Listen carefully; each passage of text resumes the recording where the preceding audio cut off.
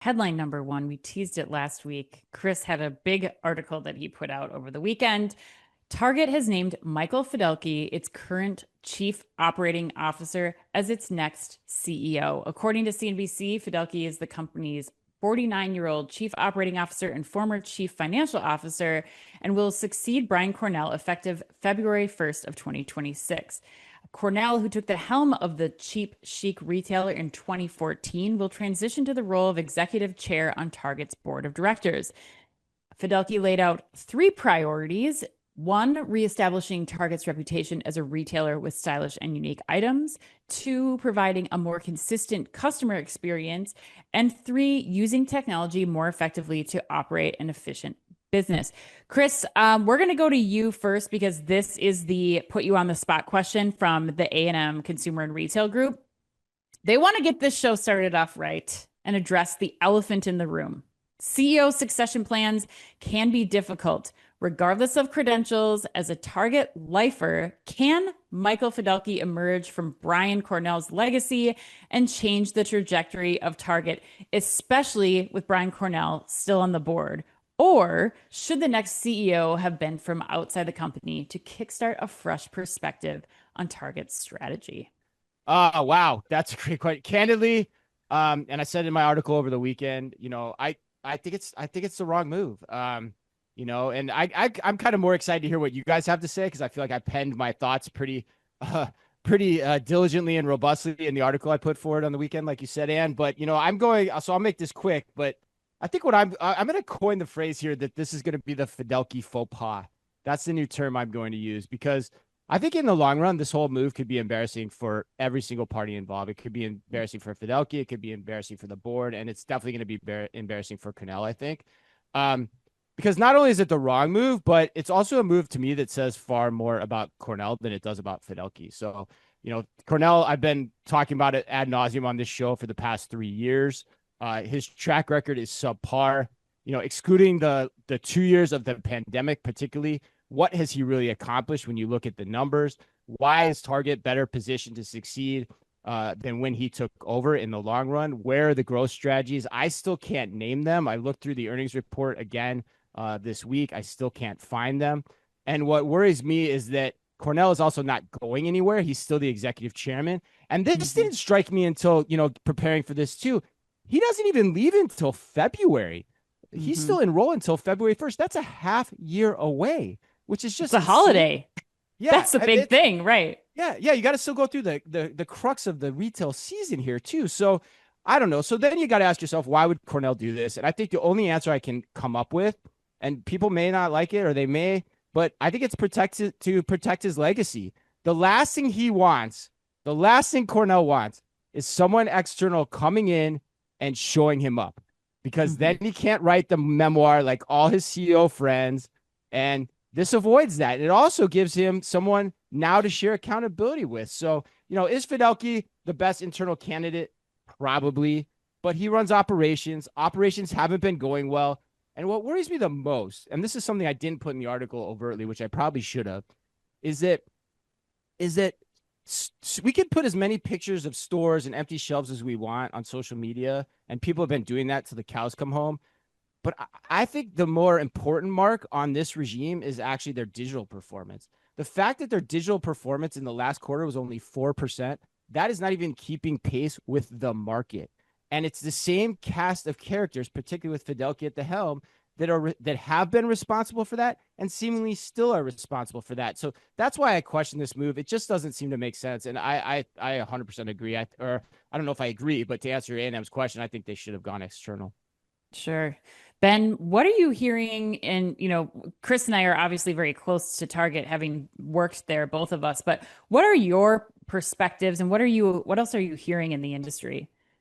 Oh, thanks, Anne. And it's been, it's been nice to have a week since this story broke to reflect on it and to read a lot of commentary. There's been an awful lot published. I thought if people haven't read Chris's blog, it's a great read. It's very well written. Whether you agree or not, it's very well written and really insightful. So well done, Chris. Thank you for taking the time to put your thoughts. And I think the first reflection I've had is the sheer volume reflects the passion that exists around the retailer. It's really clear that Target is a brand that means a lot to a lot of people. Everybody's got a view, and everybody wants to have a view.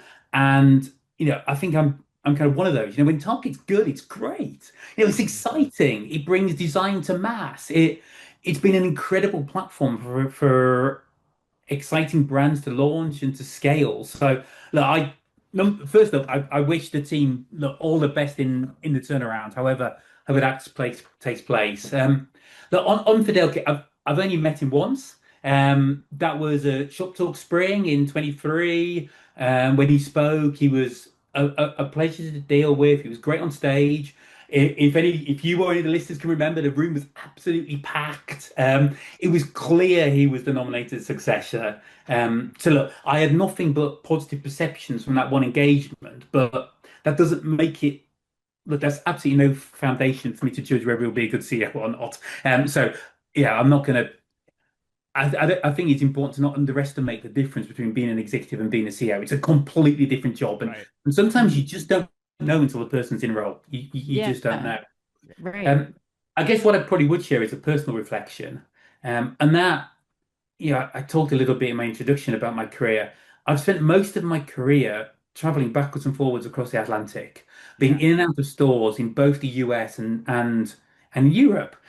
Um, with one notable exception, and that was I was in New York in February 2020. I was meeting retailers, I was meeting with brands, I had coffee with Joe Laszlo, and then bang, I wasn't in the US again until grocery shop in 22. That was just shy of 3 years. So I didn't live through the pandemic in the US. I got this view of the world before and then suddenly the world after. And when I flew out to Vegas for grocery shopping 20, the first thing I did was go out and see some stores. And there was two operators that shocked me about how much worse their customer experience had got during that period, from having that before and after contrast. One was Target, and the other was Starbucks. And Wow. the in-store standards of both had really deteriorated, and then from there they got worse. And I know rather than being part of a gradual change, I got to see this quite upfront. And I guess what I'm pleased about is that both those retailers have recognized that they weren't serving their customers well enough. The situation had to get worse from there, but they're both turning around. So I guess to come back to the A&M question, I think Starbucks is a cautionary tale for us all about getting too excited too early about an external hire. Um, you know, Turnarounds like this with huge brands take time. They need a huge amount of patience and they need a huge amount of goodwill.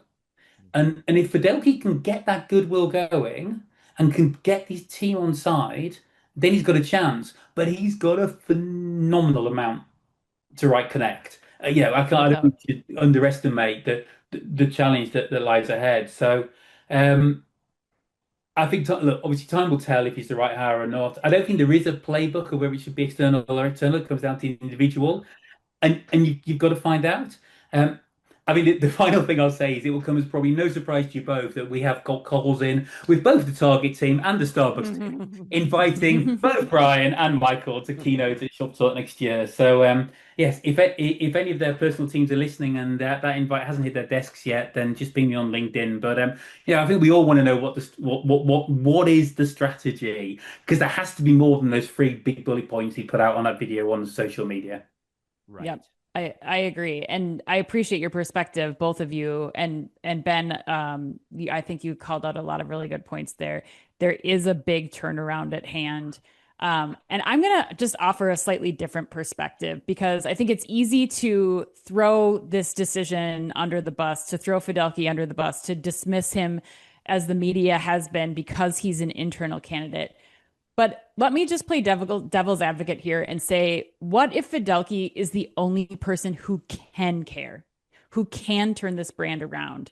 Not to mention, he's boots on the ground in Minneapolis. The same couldn't have been said for Cornell.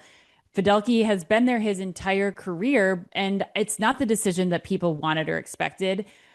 It's not going to be easy. He's going to have to say some hard things and make some hard decisions with peers that he's grown up with within the organization, which is a big question mark, as a former targeteer and mentor of mine said to me this week. But I just wonder if you brought in an external candidate, would they give Target their entire selves to make this transformation? I don't know. I don't know that I could see that happening. And so my question and my hope for Target and for Fidelke is that he's seen Target's good. He's seen what it can be. And now he's in a position, still with Cornell at the head of the board, but he's in the position to start making some of these decisions. And I really, truly hope, for the sake of all of those people still at Target, all the people who love shopping the brand, that he's the one person who has the experience to make the brand what great again and what it really can be. And especially if he can focus on bringing that design perspective and point of view that Target has lost throughout the years. Ben, what do you think on that? I mean, I have a lot of thoughts on what Ann just said. What do you think there before I Look, I think a lot of what Anne says makes a lot of sense, and you can believe in that. I think the point about you've seen Target when it's good and how to get back to this, because when I did those store visits that first day in Vegas, the one retailer that stood out to me that was so much better coming out the pandemic in terms of in-store standards, in terms of operations, in terms of proposition was Walmart. So what happened during that time is Walmart went one way and Target went the other. Target's opportunity now is to be the best Target it can be, not try and copy Walmart or try and copy Amazon. And how can it find the best Target? Because there's a gap in the market for that. It's just about chasing the right things, and a leader who understands that could be well placed. But I have my reservations. I think the city and the street haven't been excited, but post 3-4% comms in the next quarterlies and they'll be fine. So I think you've just got to see what he can do and how he can bring the team along in the way you say, Anne. My only caveat with what you said, though, Ann, is like I think we're lowering the bar of expectations if it's just based on who cares about getting the job, and who cares about the brand. Like, there's a lot of people that meet that qualification, and I can name X people at Target that are now at other companies that are doing well, that have more merchandising and digital experience than Fidelke does. And I'm curious if they got a sniff at by the board. I'm curious. There's been a lot of comments on social media about how long this external search actually happened, if it did in fact happen. So that's where I'm like, yeah, I can see what you're saying, but that bar is really, really low if that's all we're basing this judgment on. Again, with the other point being, what's been happening at the company with the people in the roles that they've been in? They've been the ones in charge of this. And so I don't know. That's just my one caveat with what you said, but I give you the last word and then we'll move on. Yeah, I mean, the only counterpoint I'd say is, Fidelke wasn't the CEO. He was part of the executive team, but he wasn't the one making the final decision. And so my hope is, again, if he's in role, he has a big task ahead of him. And I don't want to diminish the point of he's grown up with all the other people who are in the executive roles right now at Target. It's not going to be easy to tell those people in merchandising, in marketing, in, ops and supply chain, the hard truths to get Target to where it's got to be. But, can he do that? And if he can, hopefully it's a last hope for the brand. But again, if we're giving dispensation for that conversation, that's a red flag to me too, because every CEO should be able to have that conversation, which another mentor of mine said, the other point would be, is this a job that's just too big for a first-time CEO? That's a legitimate question too, I think that the board should be asking as well. Do you need to know how to be a CEO to run Target, given the challenges that are in front of it, especially from a growth standpoint? That's another thing that I think needs to be looked at.